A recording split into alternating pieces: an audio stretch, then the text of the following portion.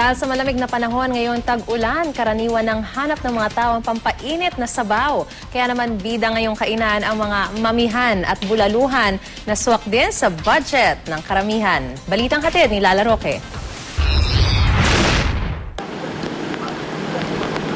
Kung ang ibang negosyo, humihina pag tag-ulan at tagbagyo, ibahin nyo ang mga mamihan at bulaluhan.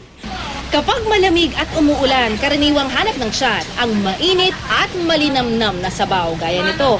Kaya naman dito sa kantinang ito ay nagdagdag na raw sila ng niluto nilang isang malaking kaldero ng sabaw dahil sa sobrang dami ng nagre-request nito.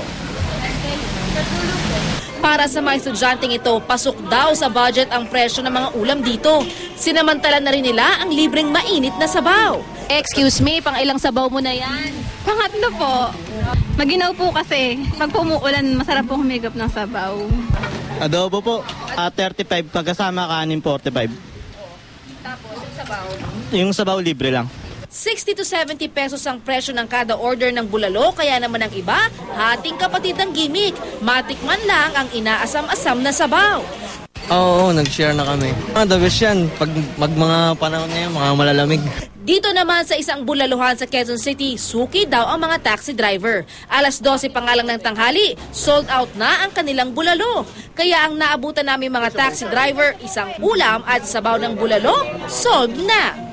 Para sa mga inaantok tsaka pampakondisyon, para medyo lumabas yung pawis. Kasi sa trabaho namin, hindi kami pinagpapawisan. Maging ang mga mamihan, patok na patok ding pampawi ng lamig tuwing tag-ulan. Mas hinahanap din daw ngayon ng mga parokyano ang lomi.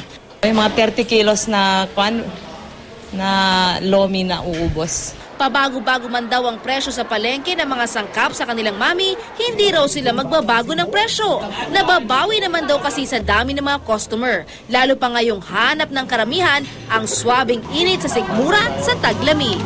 Lala Roque, GMA News.